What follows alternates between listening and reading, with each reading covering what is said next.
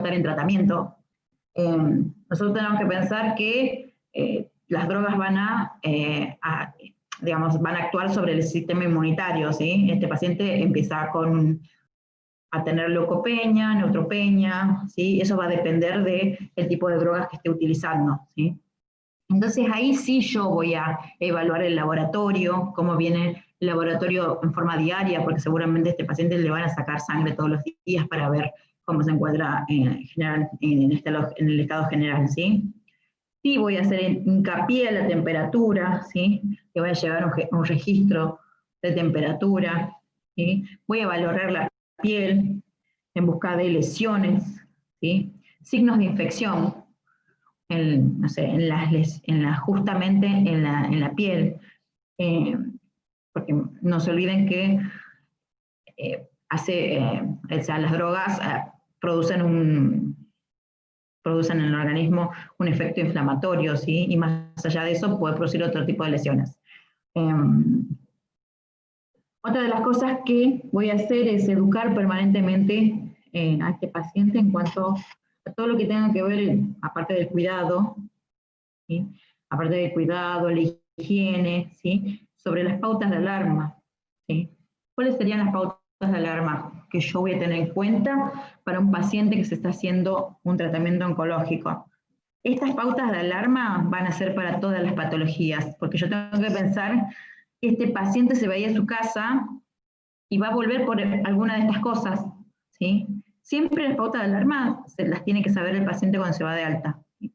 Ya sea dolor, fiebre, claro, dolor, fiebre y había algo más. Y alguna alteración, no sé, en la piel o gastrointestinal, ¿sí? Que son las más importantes, pero mayormente la persona acude porque tiene fiebre o porque tiene dolor, ¿sí? Entonces, este paciente debe saber que debe volver cuando tiene alguno de estos síntomas, signos y síntomas.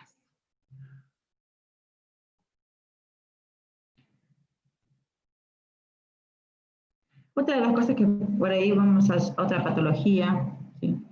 Que vamos a tener es el cáncer de esófago.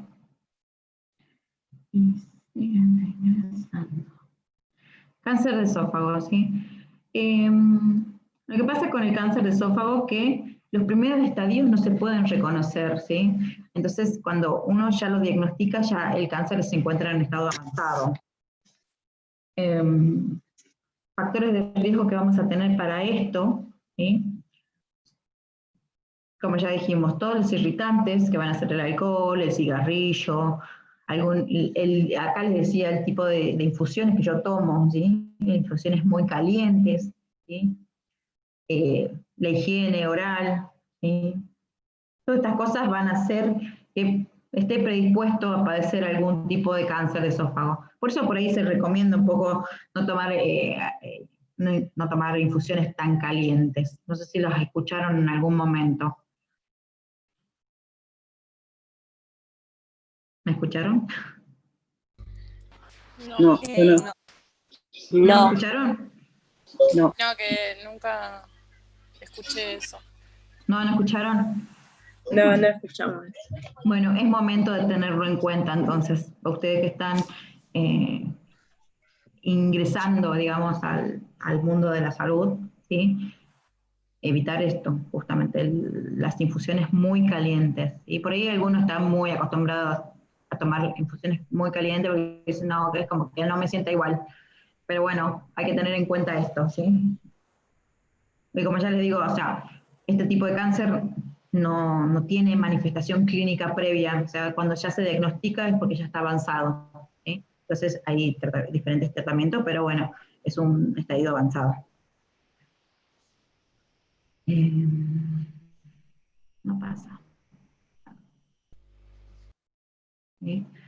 Las clínicas son similares. Yo lo que les recomiendo es hacer un cuadro con cada una de las patologías y hacer la manifestación clínica, el tratamiento clínico y el cuidado de enfermería. Así los pueden empezar a diferenciar, ¿sí? Pero bueno, o sea, para este tipo de, o sea, si yo pienso en lo gastrointestinal, es muy parecida a la manifestación clínica, ¿sí?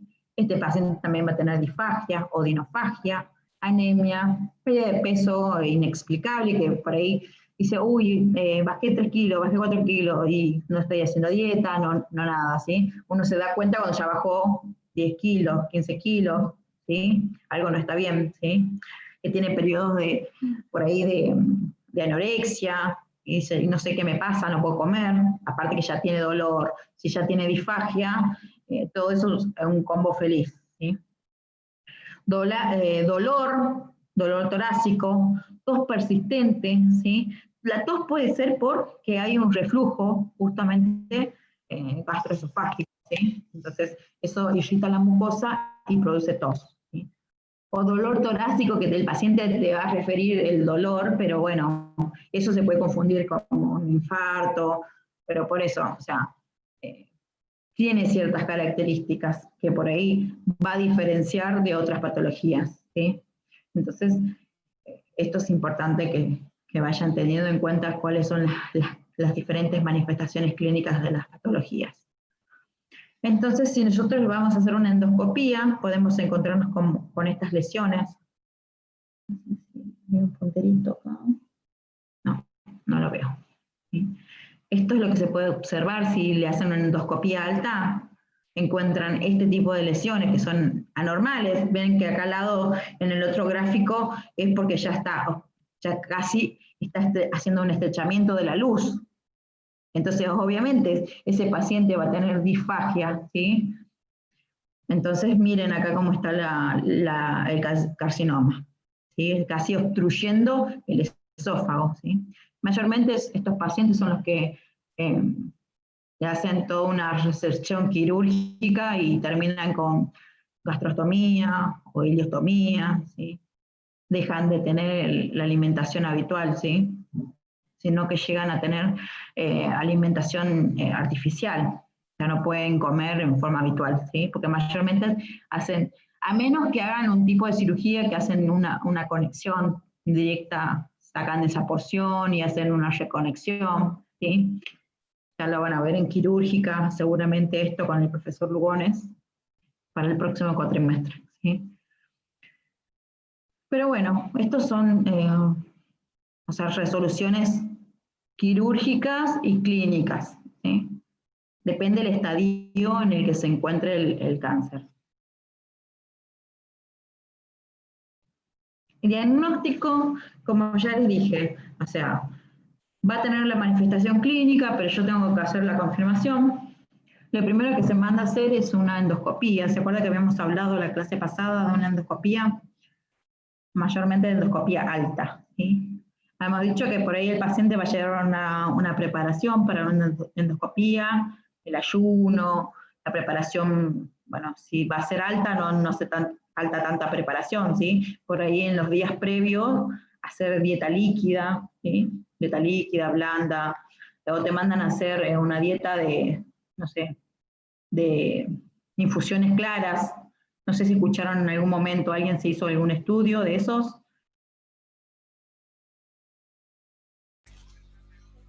¿Sí o no? Sí, yo, profe.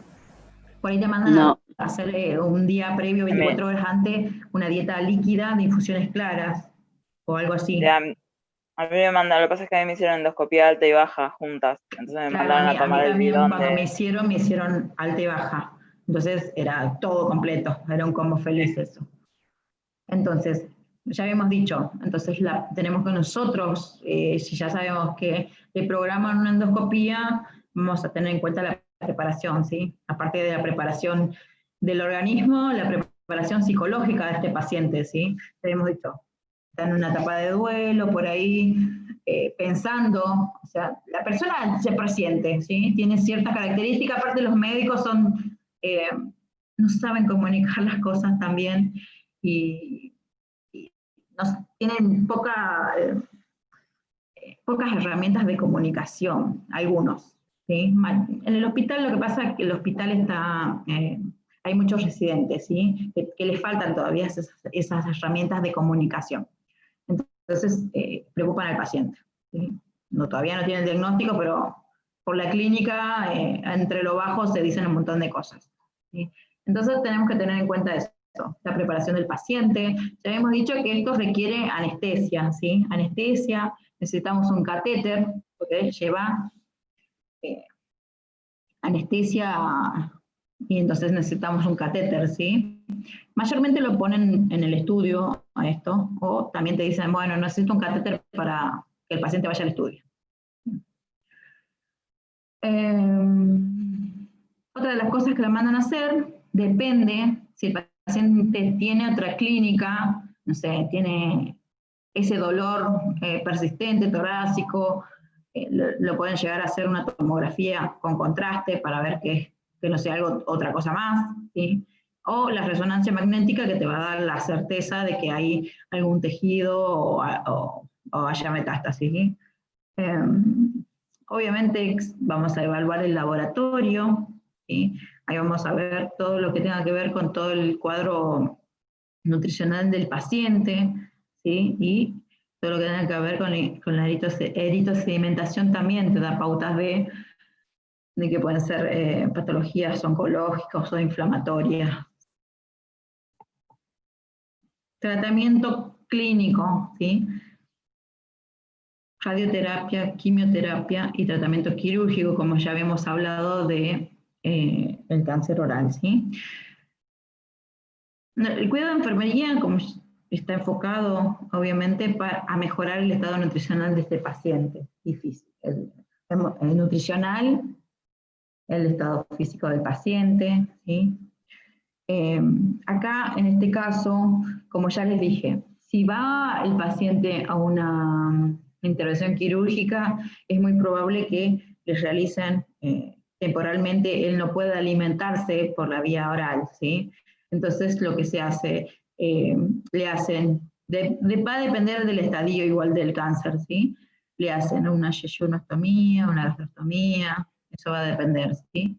Y en ese caso, este paciente va a recibir alimentación enteral y parenteral si el cuadro digamos, es más severo, ¿sí? Y no se puede alimentar por vía enteral, ¿sí? O si el paciente llega a tener intolerancia, se pasa a la vía parenteral, ¿sí? Igual después vamos a ver una clase específica sobre la alimentación enteral y parenteral. Así ven las características y la diferencia de cada uno. Otra de las cosas que vamos a tener en cuenta como cuidado, ¿sí? El apoyo emocional tanto del paciente como de la familia, ¿sí? Si hablamos de vía enteral, hablábamos de, obviamente, lo que sería la vía gástrica, como ya les dije, una gastrostomía, una yeyunostomía, ¿sí? En la cual se colocan alimentos ya preparados que vienen fórmulas de laboratorio, ¿sí? Con todos los componentes nutricionales que necesita cada paciente, ¿sí? Todos esos alimentos son preparados en forma individualizada, pero bueno, hay algunos que vienen ya en forma general, ¿sí? Se puede administrar a diferentes tipos de pacientes y a diferentes tipos de patologías, ¿sí? Y la nutrición parenteral es la que va a ir por vía endovenosa, ¿sí? La vía endovenosa, y lo que tenemos que tener en cuenta que antes solo se usaba la vía exclusiva y vía central, por un acceso venoso central, ¿sí? Luego de un tiempo se sacó una fórmula que se pasaba por acceso venoso periférico, ¿sí? Pero ¿qué pasa? Eso provoca muchas complicaciones, ¿sí? Entonces, lo más, digamos, más seguro es el catéter venoso central para este tipo de soluciones, ¿sí? Estas soluciones son también en forma personalizada, las preparan, ¿sí? Con todos los componentes que necesita el paciente, ¿sí? Se administran por una vía exclusiva, vienen unos packs de 2 litros, y va en infusión continua, ¿sí? Cada alimento dura 24 horas, ¿sí? Si llega a terminar el alimento previamente, lo que se hace un lavado del catéter, se cierra, hasta que no llega la nueva nutrición, ¿sí? Hubo casos en diferentes clínicas y sanatorios de la Ciudad de Buenos Aires que como no reconocían la vía de administración, o sea, iba por vía enteral, ¿sí? Eso es un ejemplo que estoy dando, sé que pasó y pasó muchas veces. O sea, era una fórmula para vía enteral que se pasó por vía parenteral, ¿sí? Entonces, eso es importantísimo que yo reconozca la diferencia entre ambos, ¿sí? Y siempre tengo, cuando voy a medicar o que voy a administrar algo, tenemos que tener en cuenta todos los correctos que hay para administrar el medicamento. Y si no lo conozco, pregunto. Y si pregunto y no lo conocen, busco, ¿sí? Hay muchas alternativas para sacarme la duda, ¿sí? Entonces, eso con mucho cuidado porque yo puedo perder mi matrícula profesional, ¿sí? Imagínense que esta fórmula que era para vía enteral fue pasada por vía parenteral y le produce una infección severa al paciente, puede producir un montón de cosas, ¿sí? Entonces, bueno, después vamos a ver los cuidados que tenemos para ambos tipos de alimentación, ¿sí? Alimentación enteral y parenteral. Bueno, todo lo que tenga que ver con el apoyo emocional al paciente y la familia, que ya habíamos dicho. Y vamos a pasar a las otras patologías que son gástricas y duodenales. Y hasta aquí, ¿qué les parece? ¿Cómo lo ven? Son muchas patologías, pero como ya les digo, les recomiendo eso. Hagan una tabla, patología, manifestación clínica, tratamiento clínico y cuidados de enfermería, ¿sí? Va a ser más fácil que tengan todo un listado y obviamente los cuidados de enfermería son más importantes a la hora de hacer el examen, ¿sí? ¿Qué creen? ¿Van viendo, van entendiendo? Las causas son similares, la manifestación clínica son similares también. ¿Qué les parece? Los cuidados. Hasta ahora los cuidados fueron cambiando. La primera era fácil. La primera era Profe, fácil. estos temas, bultos, estos últimos temas también entran en el primer parcial. Sí. Por eso, hasta el miércoles que viene entra todo. Hasta el miércoles que viene, porque ya son como 6, 7 temas. Con esto se suman, creo que 2 temas más, ¿no? O uno. Hasta el miércoles son 2 temas más, o estoy mal. Esto es todo digestivo. Ah, listo. O sea, no sé qué otros temas van a dar las chicas, pero yo tengo que terminar lo digestivo.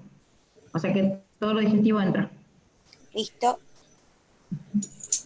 Bueno, sigamos entonces.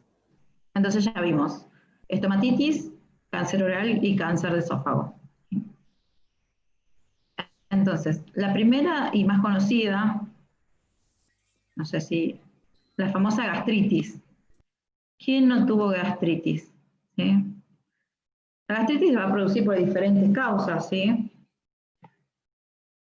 Vamos a tener 3 tipos de gastritis, ¿sí? Aguda, erosiva y la crónica, ¿sí? La aguda, como ya les digo, o sea, se puede producir por diferentes causas. Entonces, la manifestación clínica de esta, digamos, náuseas, vómitos, dolor abdominal, ¿sí? Irritación de la mucosa, pero mayormente lo que va a referir la persona es que me arde el estómago, me quema, ¿sí? Entonces, y obviamente cuando vos vas a indagar sobre qué es lo que le está pasando y le preguntas los hábitos, te va a decir, fumo, tomo mucho alcohol, tomo muchos analgésicos. Los analgésicos son de terror, o sea, los analgésicos que no son prescriptos, ¿no? La famosa automedicación. Yo tengo dolor, me tomé un analgésico. Me tomé un diclofenac, me tomé, no sé, un ibuprofeno, ¿sí? Me tomé una aspirina. Todas esas cosas que son irritantes, por ahí que no están indicadas, ¿sí? Cafeína, alcohol, los diferentes alimentos, ¿sí? Que pueden tener algún tipo de bacterias, y eso van a predisponer a padecer una gastritis aguda, ¿sí? Entonces, mayormente esto va a afectar al fondo y al cuerpo del estómago, ¿sí? Y lo primero que va a padecer el paciente, porque se va a presentar en la guardia, es porque va a tener dolor. Dolor, y esto va a repercutir justamente en los signos vitales, como ya decía. El paciente va a tener taquicardia, va a tener hipotensión o hipertensión, de acuerdo a la causa, ¿sí? A la causa que tenga. Va a desaturar el paciente, va a tener un deterioro del sensorio, puede ser, ¿sí? Livideces cutáneas, oliguria, frialdad de los miembros, ¿sí? Y otra de las cosas que puede tener el paciente es náuseas, hematemesis. ¿Qué era la hematemesis que la vimos la clase pasada? ¿Vómito con sangre? Melenas. ¿Qué era la melena?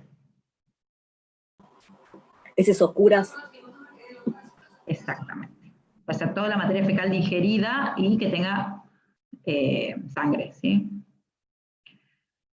Hay alguien que también tiene problemas de conexión. Entonces, esto es importante saber, ¿sí? Entonces,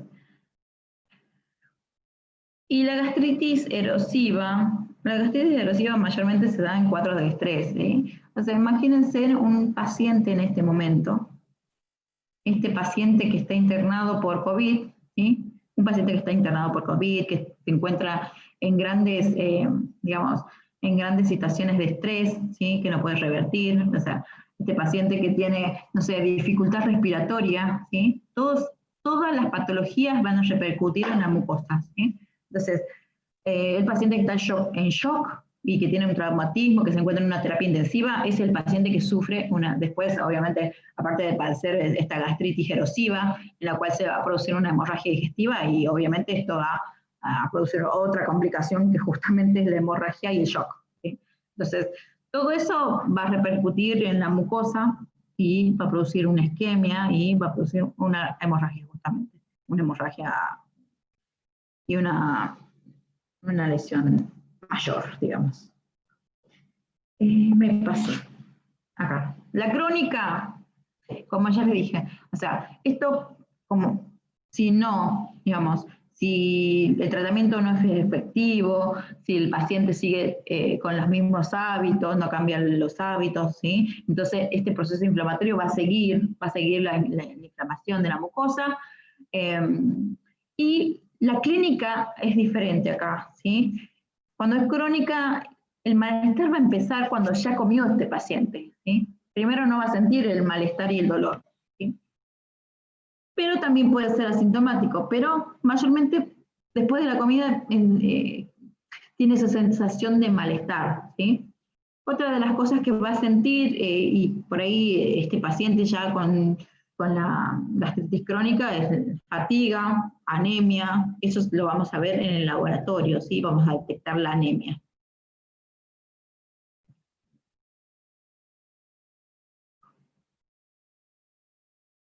Y acá la única manera de confirmar el diagnóstico, aparte del laboratorio, es evaluar justamente mediante una endoscopía, ¿sí? Ya lo habíamos visto en la endoscopía, valorar el laboratorio. Por ahí cuando hacen la endoscopía, lo que hacen es tomar alguna biopsia, ¿sí? Para ver cuál es la causa, ¿sí? Toman por ahí muestras justamente tomar muestras ya sea en piel o de líquidas, ¿sí? Para ver cómo está el pH del paciente, el ácido clorhídrico, para ver qué grado qué valores tiene y que pueda, digamos, esto pueda seguir lesionando la mucosa. Tratamiento, o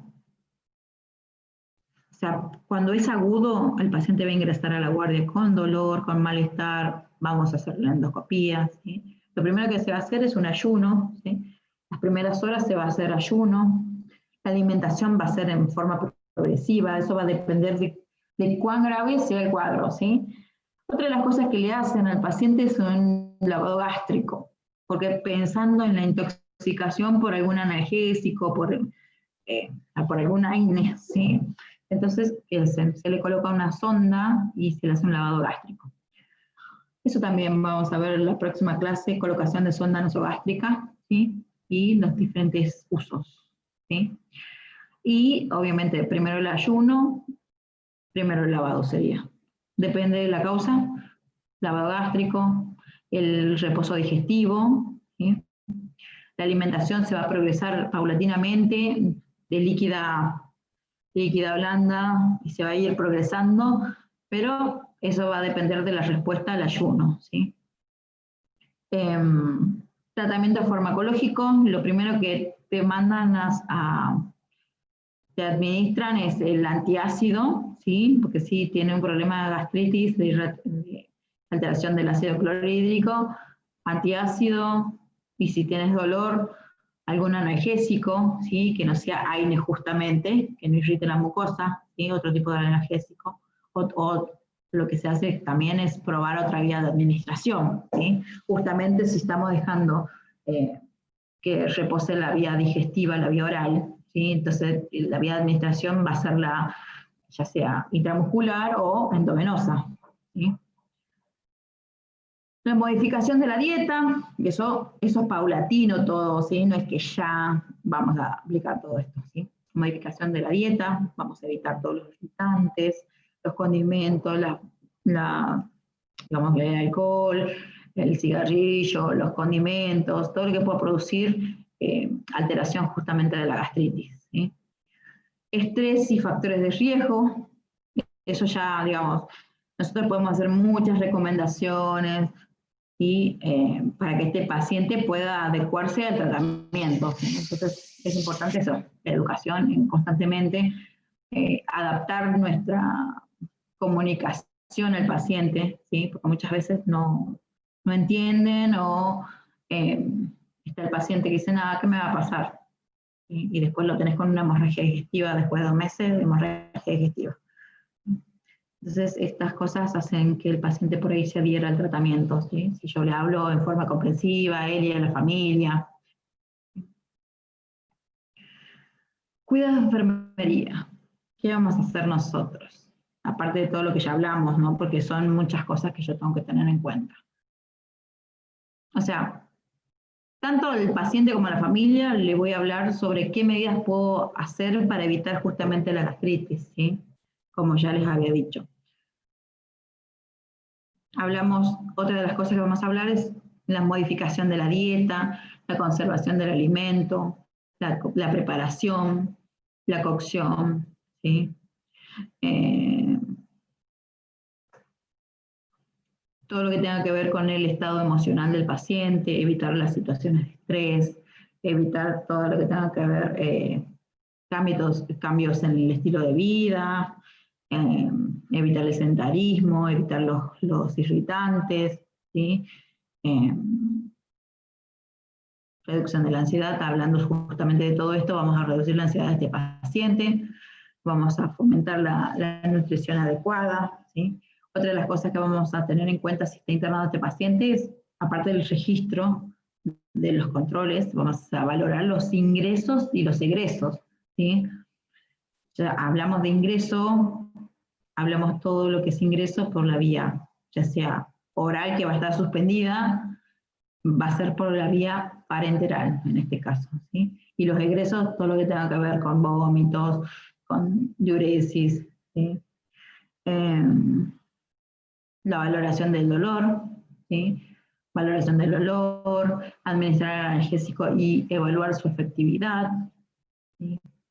Y obviamente vamos a adaptar medidas de autocuidado para cuando el paciente se vaya de alta, ¿sí? Ya explicándole todo lo que ya hablamos, de cambiar el estilo de vida, el tipo de alimentación, y todo lo que tenga que ver con evitar las situaciones estresantes. Son muy similares los cuidados, ¿sí? Se pueden adaptar justamente para cada una de las patologías. Y esta sería como una primera parte de...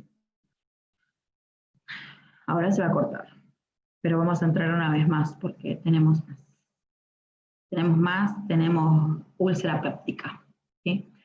Entonces salimos ahora y volvemos a entrar porque ya nos quedaba 7 minutitos, ¿sí? Bueno. ¿Les parece? Sí. Mejor así no se nos corta.